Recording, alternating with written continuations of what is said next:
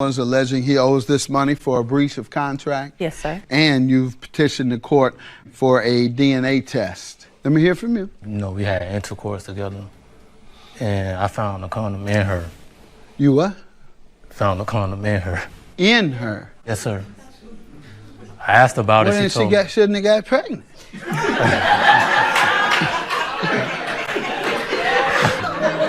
Whether you use protection or not, there was some protection already in there. You already protected. Oh, wow. Easily one of my favorite shows on TV to watch, Heather, when I got time. I TiVo it. I know you do, Sway.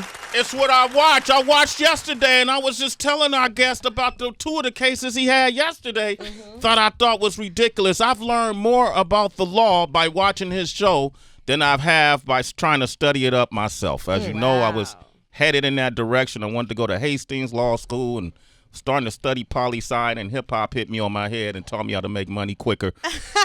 And then, 25 plus years later, I'm doing this. Ow. But 20 years ago, I was watching him do this, one of the most knowledgeable voices on TV.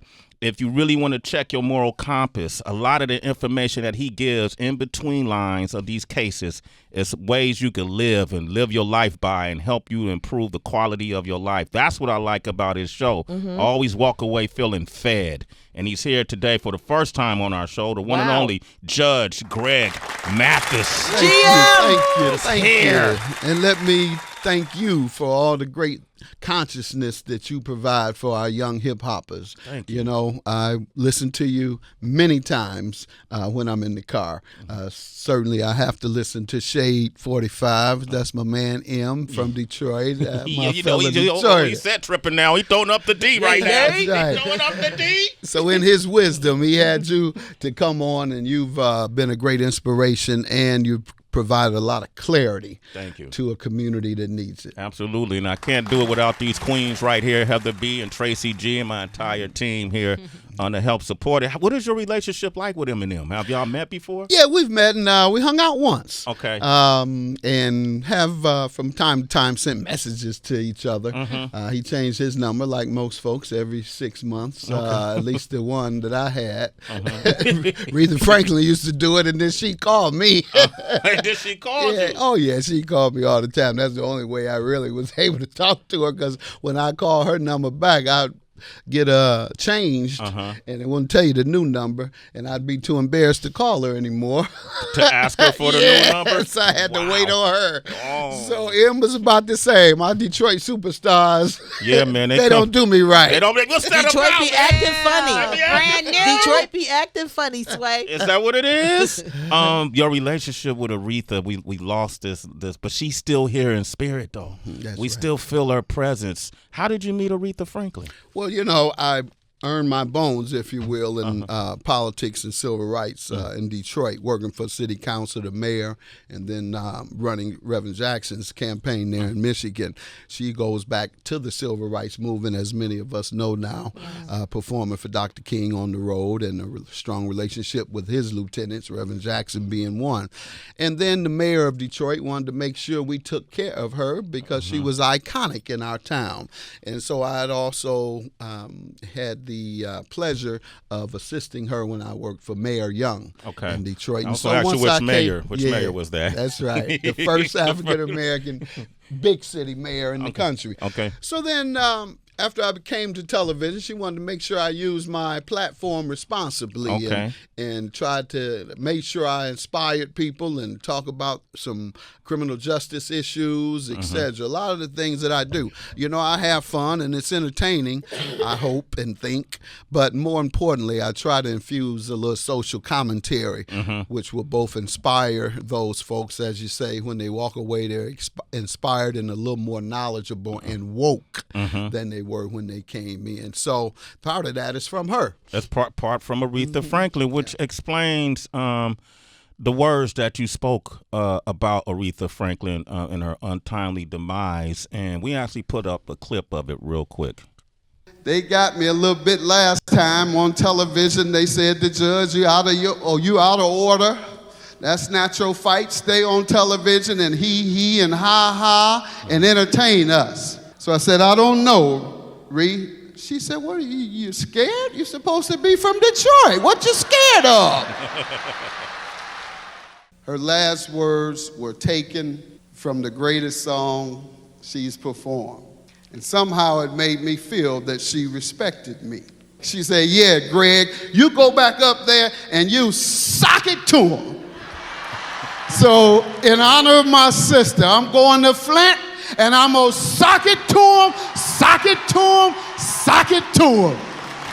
Wow, man. Judge Greg Mathis is here. We socking it to him right now, ladies and gentlemen. Socking it to him. You said something really interesting. You said the people said you should just stay in your lane and just entertain. And we've heard similar comments, if I'm not taking this out of context, said about people like LeBron James and athletes who they say just shut up and dribble. People have said that to you? Well, not only has that occurred. To a judge? But I've gotten calls from Warner Brother executives in the past who received complaints from local stations where I have come to town, and some of the things I've said they don't agree with, some of my social consciousness. And so the station owners have called Warner Brothers on a few occasions. The problem now is, however, if they call me now, it really doesn't matter anymore because I've saved my money. Yeah. So it's a little late. It's a little late. You got to talk about that because I'm a runaway now. You're a runaway, and they can't stop you. I love it. Catch me if you can. Judge Kunta presides, ladies and gentlemen. I tell this story all the time. Matthew knows. Beyonce's father told me once, because I was going through something with one of the corporations I was dealing with and didn't have enough confidence, probably financial confidence, just to walk away. I've done that before, but in this particular time period, I was like, did I do that? And he said, that's why you got to get fuck you money. Yep, there you go. So you got fuck you money. I don't know about that, but I saved the money that I made.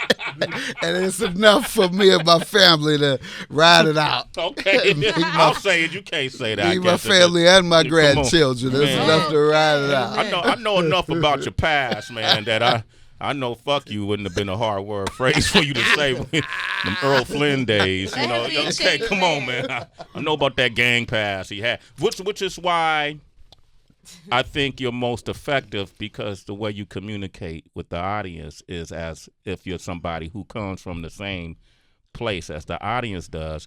What do you find is, what do we know the least about the law that we should know more about in our community? Well, I think we know that the criminal justice system in many instances is indeed criminal. Okay. And in that sense, one, there's so many wrongful convictions that we know about. Some of those wrongful convictions is because folks couldn't afford decent representation. And what you have by public defenders, and I don't come down against them, I come down against the system, the justice system, because the public offenders, they don't pay well enough to give enough time to the case. And most poor, working class, and folks involved in criminal activity, unless you're, dealing weight, you ain't got the money. You don't have any money, and you got to get the, and they might have 5 at the same time. They may have 5 murder cases the same month, whereas a high level criminal defense lawyer will have 1 murder case for 6 months that he dedicates his time to. They receive $750. For the whole case? Yes. What? A public defender gets $700? I'm sorry, $7,500. Oh, $7,500 for the whole case, for a whole murder case, public defender. Whereas the top criminal defense lawyer would receive $200,000. A good one, $100,000. A mediocre, $50,000. And you got a $7,500 attorney going up against a 6-figure attorney who's had time too. Who's had time to build. And a case can take months, right? Yeah. And you're only going to make $7,500. It's not going to be a priority after that. There you go. No incentive. Yeah.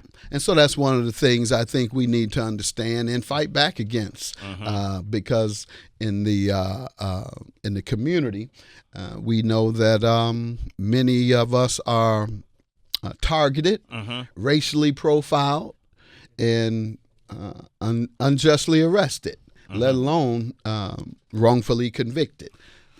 Are you able to, like, we've had this this ongoing what's the word I'm looking for? I don't want to use the word conflict, but the relationship between the police departments and across the board in disenfranchised areas has been really harsh, and a lot of police officers who have committed crimes, who have shot unarmed people. I know it depends on the circumstances, but have been set free or let go or suspended on administrative leave. Or why does that happen? Like, is it just extremely hard to convict a police officer? Or that's two things you mentioned. One is the police officers being convicted. Why it's so difficult? Well, because they have worked with the prosecutor over the years. Relationships. So the office, whether it's that specific prosecutor they've worked with or not, the office of the prosecutor has a symbiotic relationship with the police, because that's who they use as their primary witnesses, and that's who they use to convict defendants. And so it's hard because their partner is prosecuting them, essentially. And then, of course, unfortunately, most of mainstream society, and when I mean majority society, and they believe pretty much that if you've been charged, particularly African American men, you're guilty. You're guilty. You've done it. Why would they charge you otherwise? They don't charge Johnny in the suburbs. They don't charge Tom, and he lives up the street. Why would they charge you wrongfully, and they don't charge my sons and that? Because race. Yeah. And, we live in a day and age where nobody wants to accept the fact that racism is still prevalent institutional-wise, not just some cat off the street that wants to call you in and fight and shoot and et cetera. No, I'm talking about institutional racism, where by virtue of its existence, racism is practiced. And so that's what I would suggest is the case with many police officers and juries, just as importantly. Is that why we'll see? Did you follow the Dylan Roof case, the young white kid who went into the black church? Yep, and shot influenza. Yes. And they talked about how he was handled. They took him by a Burger King, got him a sandwich before he went to jail, that sort of thing. And I don't think has he been sentenced yet? No, he hasn't been sentenced yet. The way that folks are sentenced, is it subjective to the person, the judge that's residing over the court, or how does that work? Well, it depends on the state. In some states, there's mandatory sentencing laws. Okay. In federal government, there is mandatory sentencing law. So depending on your case, determines whether the judge has any flexibility. And that has been my complaint about mandatory sentencing. You give the judge no flexibility. Okay. A first-time offender, as we know in the past, caught with a 5 grams of crack or an 8 ball of crack, I believe it was, got 5 years in prison, mandatory. Whereas if you were caught with an ounce or key of powder, an ounce of powder, you got probation. Yeah. And so we see that disconnect, and we also see, as a result of that disconnect, a larger, we see the prison industrial complex, and most of these mandatory sentencing laws were created under our beloved first black president, Bill Clinton. I was like, the Obama did that? Oh, Bill Clinton? No, sir. Y'all like to call him the first black president. I don't call him that. Even though he stood back, I'm getting political now. Okay. Even though he stood back and watched 900,000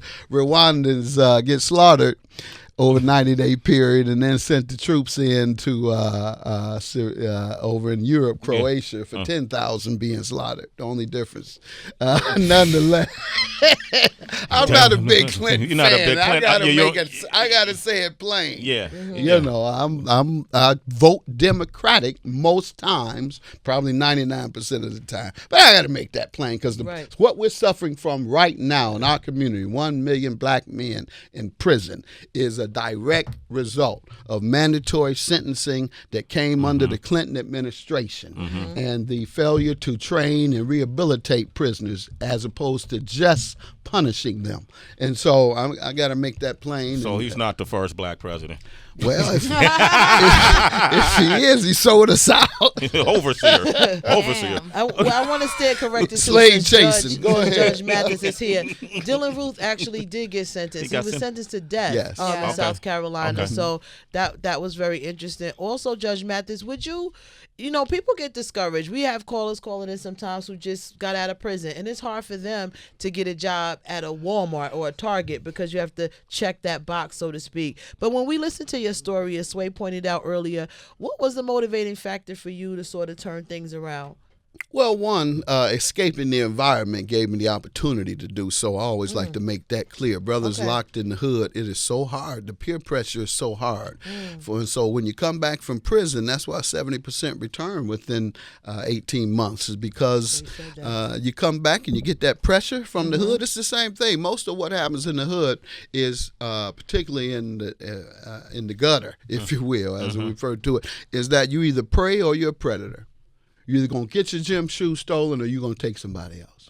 You're going to get your jacket stolen or you're going to take somebody else. You're going to get your Cartier glasses stolen or the fake ones, as they wear. $10. And so that's the pressure you're under when you're back in the hood. I was able, when I came, I did a little 11-month bit. I was able to come out. Unfortunately, my mother was dying, so I really was trying to do the right thing. But 6 months later, I was able, through affirmative action, that's why it's important for us to vote. We no longer have affirmative action. In the 70s, we did because we used our power. Nonetheless, I got in Eastern Michigan University. As a result, it took me out the environment. There wasn't no thugs up there. It was a little transition period I went through. It wasn't like I turned into a saint.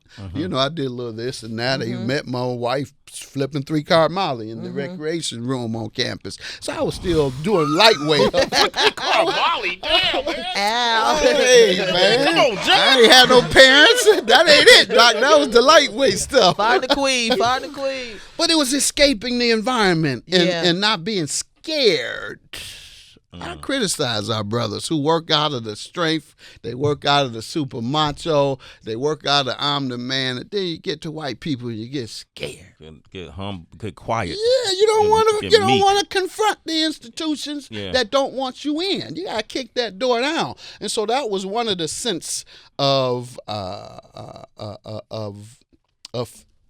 commitment to myself I made. And I say stay in some sort of training or preparation for a career so that when your opportunity does come, you can take advantage of it.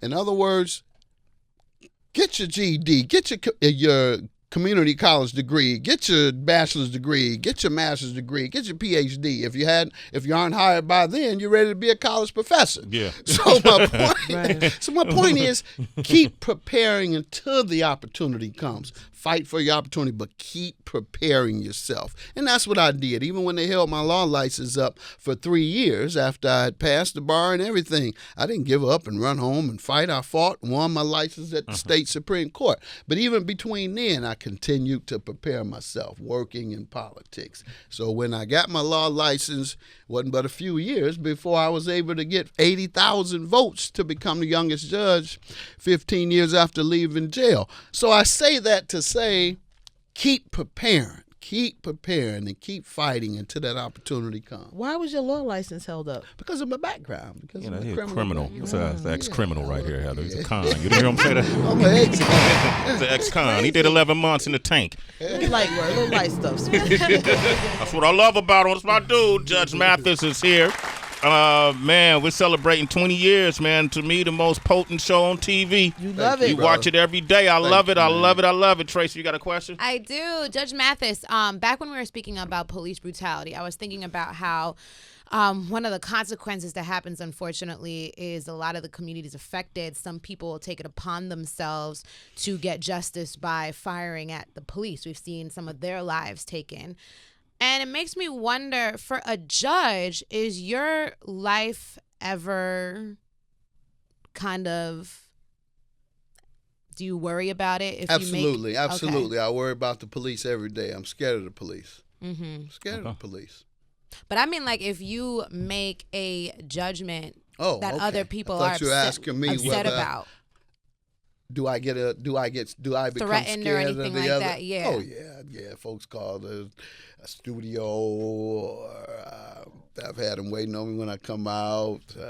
Want to talk crazy to me if I see them on the street sometime. Particularly a lot of the street brothers. It really bothers me that they say, "Are you really from the street?" Or "You ain't from the street because you wouldn't have been able to become a lawyer." You know, and I gotta kind of go in on them a little. I say, just because you were too weak to do it, don't try to say that I'm not real for what I've done.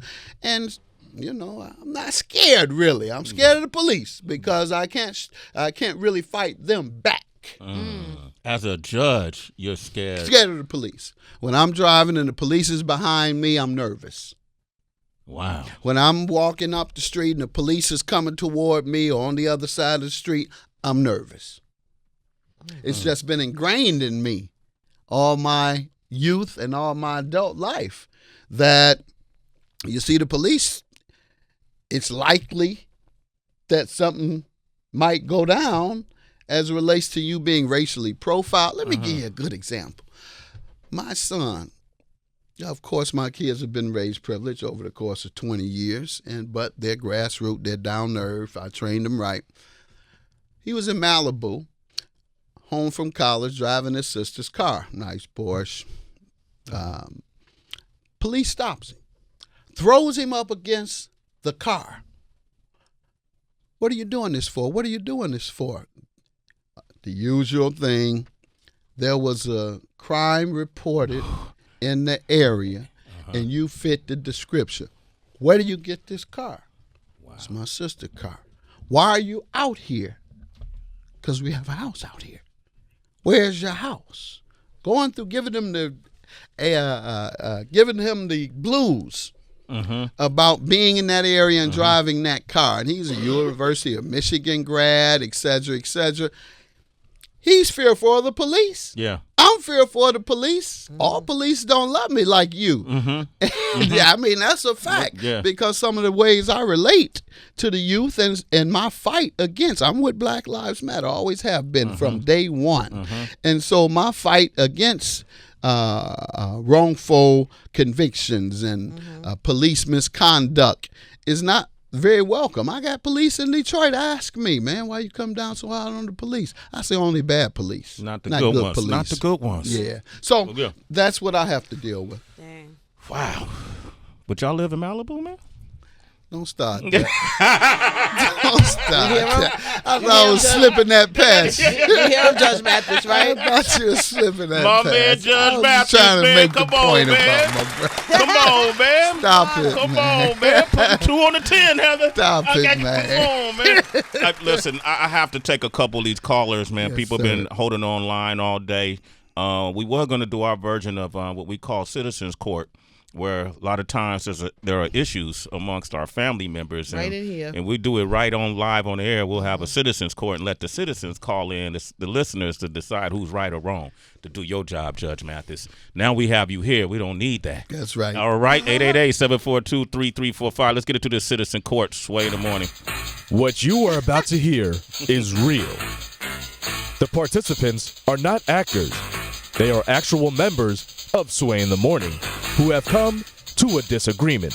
Both parties have agreed to drop their claims and have their cases settled by the citizens. This is Citizens Court. All right, man. Welcome to Citizens Court. Never mind that theme music. Judge Mathis is here. We got Mark from Denver on the line. What up, Mark? Mark. Mark. What up, y'all? What's How y'all up, man? doing, Man, welcome, man. This is real court today, baby. Oh, I know it is, Sway, and you are on my list. I'm on your list for citizen court. Okay, what happened? Yes, sir. What happened? A young man called in a couple months ago in regards to changing the end song to T.I. Live Your Life.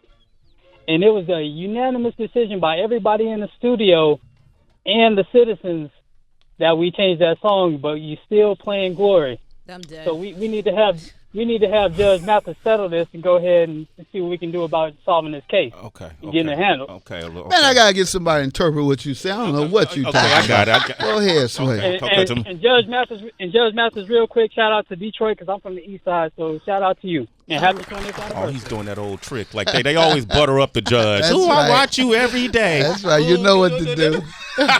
Many cases he done had off the East Side of Detroit. He know what to do. So here it is. At the end of every show, at the beginning of every show, DJ Wonder, we start the show off with what? The song we start the show off with. Harold Melvin and Blue Notes. Wake up, everybody. Wake up, everybody. That's right. No more That's sleeping. Because we want folks to feel No good. question. First thing they hear. We end the show with Glory, the Oscar award-winning song by Common And John Legend. and John Legend, you know. Love it. And we thought about, after about a year or so of playing it, changing the last song.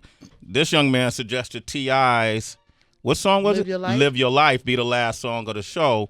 We never agreed on that, and so now we're in citizens court looking for you to help us find a resolution to all of this.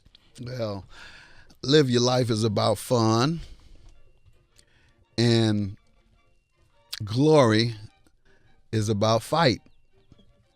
So I believe we need to find a record that brings both together. Glory and fight and fun. Fighting for glory. Fighting for glory. I like that. So we might have to make somebody got to get on the studio for that. That's all, my brother. We got to get somebody in the studio. M. Yeah, okay, get Eminem. Where you at, Get him baby? in the studio. All right, hey Mark, there you go, man. You heard it from the judge. Okay, find a different song. Judge, man. All right, my Thank you, man. man. Mark, you're a citizen. Sway in the morning. All right, man. Judge Mathis, I want to thank you for coming through today, man. brother. Can you come Appreciate back? Yes, You absolutely. in town? Love to. That's a promise. Yes, sir. Judge All right, Mathis, doctor. man. All right, come Love on, you, man. man. Yeah, Y'all I keep love you standing too, up. man. Thank you. Absolutely. You can watch him all over the country. He's on all the time. And if you don't watch him, make sure you start watching him, Judge Mathis. You can reach him on social media. Is it Judge Greg Mathis on social media? Yes, and also let me say go to mathiscommunitycenter.com if you want to send water to Flint. It's a very easy process. You order the water, it goes directly to them. You don't have to touch a thing. Okay, and it's not sitting in the warehouse nowhere. Where Oh, people not- no, man. Okay. They're waiting on it. These folks, they have to buy their water now. The Okay. state stopped it before the pipes were fixed. They stopped distributing the bottled water. So the poorest city in the country has to buy their own water after it's been poisoned by the state. And they have to buy. What happened to that money that was being It's raised? $200 million was raised, and however, what the state has done, they have given filters and claim they have put some chemicals in the river and in the water pipes that now has made it safe. Who believes or trusts that? So as a result, they cut off the free bottled water. So nobody's drinking. These folks are suffering. They're still not going to drink that pipe water. The trash water. And so that's why we're helping them. And we're also going to have a rally November 1st to challenge those public officials who haven't done right by the people. Matthews Community. Mathis, Community Center. Okay. .com. .com. We'll keep promoting that too, okay? Thank you. Thank y'all. Judge Mathis, ladies and gentlemen. We got Celebrity Wire up next. Yup, and we need a judge for this Cardi and Nicki Minaj beef.